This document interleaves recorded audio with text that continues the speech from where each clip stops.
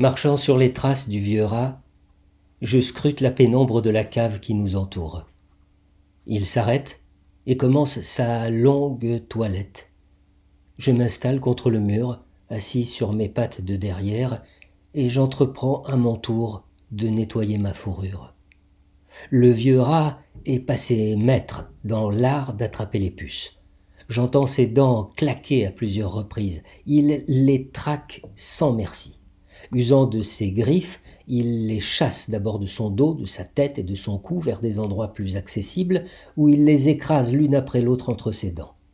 Hélas, je n'arrive pas à l'égaler dans cette tâche. Les puces détalent sous mon nez plus rapide que moi. J'ai beau claquer des dents, c'est tout juste si j'en attrape quelques-unes. Mais voilà que mon compagnon, occupé à lisser ses longues vibrisses, s'immobilise tout à coup. Il renifle, regarde autour de lui. Je n'y prête pas attention. Je suis en train de me laver, de lécher mon pelage pour en enlever la saleté. Je mouille abondamment mes pattes de salive et je me frotte les yeux et les narines. Le dos du vieux rat se redresse, son poil se hérisse, il signale un danger. La cave semble pourtant confortable, chaude et hospitalière. Interrompant ma toilette, je glisse un regard méfiant autour de moi. À une courte distance, juste à côté du mur, j'aperçois deux petites lueurs mates. Un chat. Plusieurs fois déjà, nous avons dû fuir devant un chat, mais jamais l'ennemi n'a été si près. Ses yeux brillent d'un éclat de plus en plus vif. Il s'apprête à bondir. Où pourrions-nous nous échapper ? Toutes les portes latérales sont garnies de tôles solides et dessous, on ne distingue pas la moindre fente par où se faufiler. Le sol de ciment est lisse, sans aucun trou, aucun orifice d'écoulement. Les parties du mur où s'enfoncent les canalisations d'eau et de gaz ont été recouvertes d'une couche fraîche de peinture à l'huile. La petite fenêtre au bout du couloir est garnie d'un double carreau et d'une épaisse grille de métal. Nous sommes donc pris au piège. La seule issue est barrée par le chat dont les yeux brillants semblent fixés sur le vieux rat. Maîtrisant sa peur, celui-ci se dirige vers le mur opposé, très lentement, comme si aucun danger ne nous menaçait. Les yeux luisants ne le lâchent pas. Soudain, le rat s'élance droit devant lui et d'un bond atteint la petite fenêtre grillagée. Avec ses griffes, il s'accroche au filet de métal. Le chat se rue à sa poursuite. Il passe juste à côté de moi et je vois très nettement ses dents blanches pointues et ses griffes sorties. S'il saute sur moi, je suis mort. Mais non.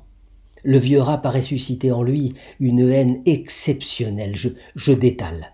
Le chat saute en l'air, prenant son élan, le rat jaillit de la grille, il vole sous le plafond, rebondit contre la surface lisse et tombe sur le dos du chat furieux. Bousculade, miaulements, cris aigus. Le vieux rat saute de nouveau en direction du mur. Le chat a ses trousses, mais il a repris l'avantage. Il a désormais une voie de retraite et de surcroît, le chat n'est plus aussi sûr de sa supériorité qu'au moment de l'attaque. À présent, le rat court dans ma direction. Il dégrégole l'escalier pour gagner à l'étage, en dessous, un couloir presque identique. Mais ici, la petite fenêtre est dépourvue de grillage et un carreau cassé permet d'accéder à un toit plat et bas, juste au-dessous du niveau de la cour.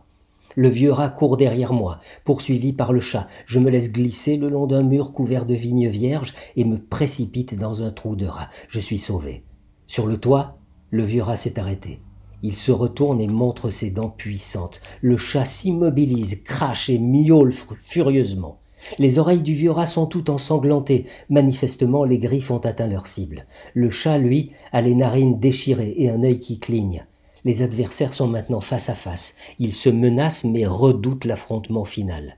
Soudain, le rat émet un cri aigu, comme s'il s'apprêtait à se jeter sur le chat. Celui-ci recule et l'autre en profite pour sauter du bord du toit dans la brèche qui s'ouvre entre l'auvent et la charpente du mur. Un instant plus tard, ses moustaches m'effleurent. Alors seulement, je découvre que le chat lui a lacéré la peau du dos, qu'il lui a déchiré la conque de l'oreille et la paupière. Longeant le tuyau mangé de rouille, nous rejoignons les égouts familiers et paisibles. Le rat entreprend une longue et minutieuse toilette. Je le renifle avec attention. Son pelage a gardé l'odeur des pattes du chat. Je lèche une goutte de sang coagulée sur son oreille blessée.